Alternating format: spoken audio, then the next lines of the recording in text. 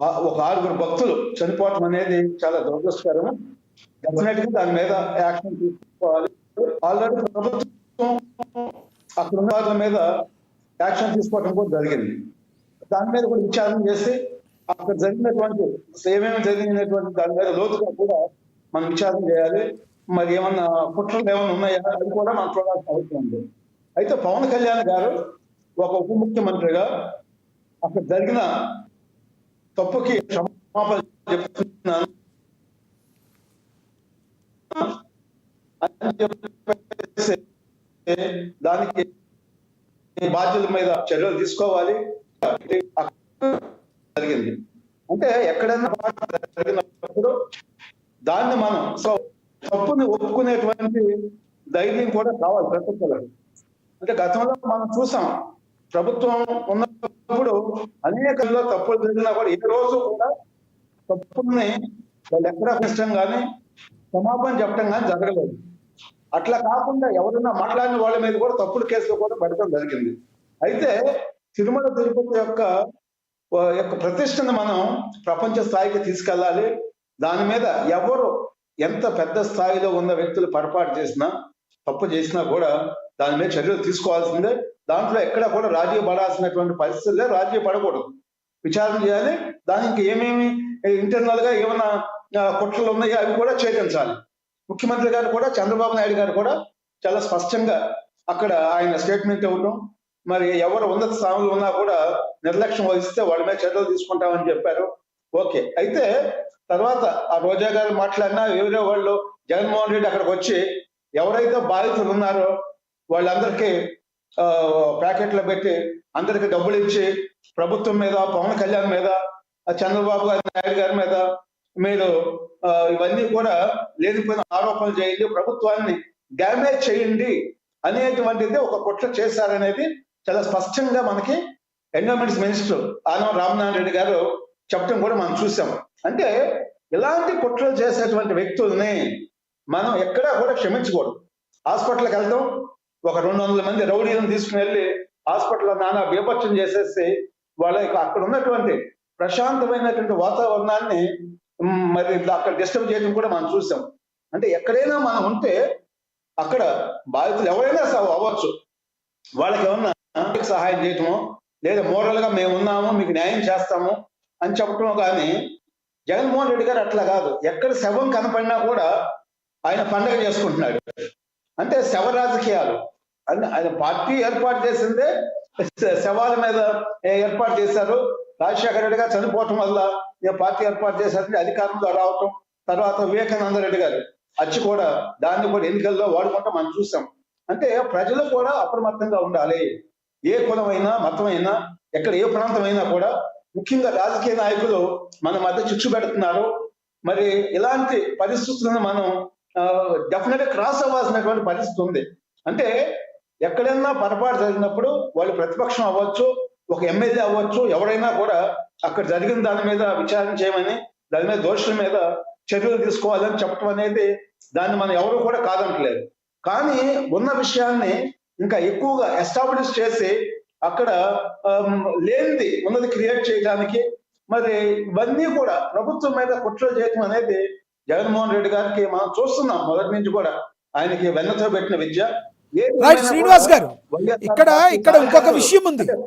ఎవరైతే పేటీఎంగా ఉన్నారో వాళ్ళందరూ కూడా మొదటి నుంచి కూడా జగన్మోహన్ రెడ్డి డైరెక్షన్ లో వెళ్ళి ప్రభుత్వాన్ని విమర్శలు చేస్తూ కొన్ని వేల శ్రీనివాస్ గారు, ఇక్కడ ఇంకొక విషయం ఉంది మీరు ఆలోచించాల్సింది.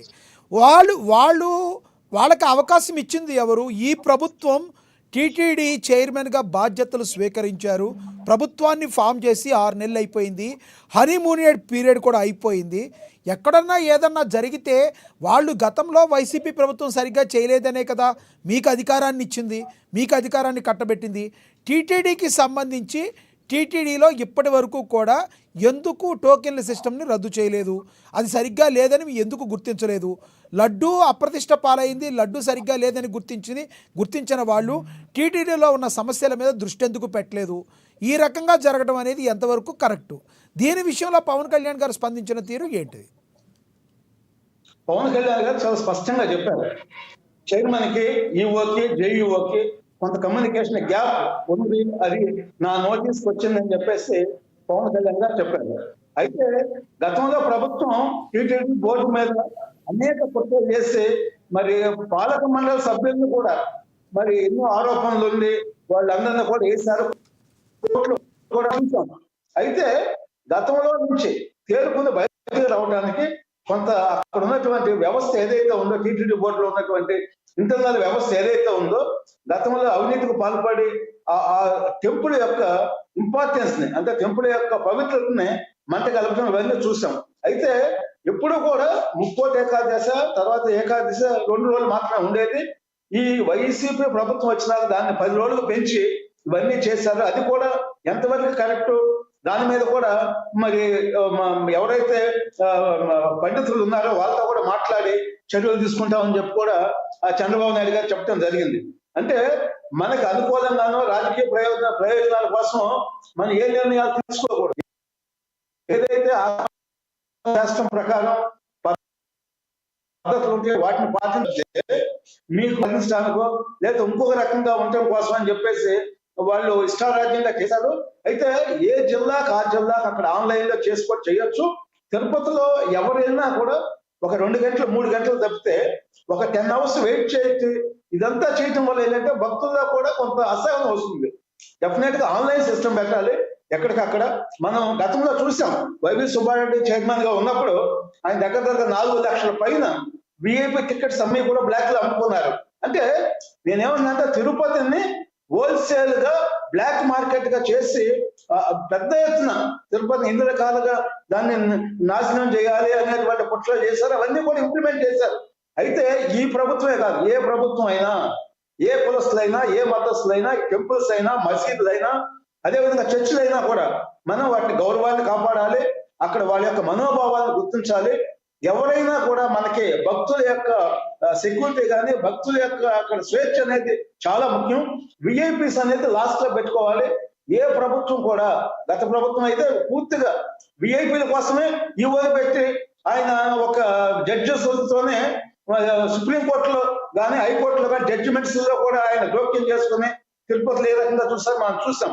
అంటే నేనేమంటున్నానంటే ఏదైతే బోర్డు ఉందో ఇప్పటికైనా ఎవరెవరు దాంట్లో ఇన్వాల్వ్ అయి ఉన్నారో వాళ్ళ మీద చర్యలు తీసుకుని పటిష్టంగా ఉండాలి బోర్డు. ఎవరిని కూడా ఆరోపణ లేని వాళ్ళని కేవలం భక్తితో ఎవరైతే ఉంటారో, ఎవరైతే 24 గంటలు వెంకటేశ్వర స్వామి సేవలో ఉంటారో, భక్తుల యొక్క మనోభావాలను గౌరవిస్తారో వారిని మాత్రమే బోర్డులో ఎంపిక చేయాలని గతంలో కూడా మేము చెప్పడం జరిగింది అనమాట.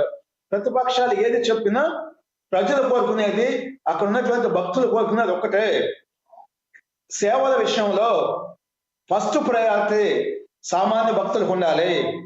ఎమ్మెల్యేలు కానీ, ఎంపీలు కానీ, మంత్రులు కానీ, ముఖ్యమంత్రులు కానీ ఎవరు లెటర్లు ఇచ్చినా కూడా వాటిని డైలీ కేవలం ఒక్కటి మాత్రమే అలో చేయాలి.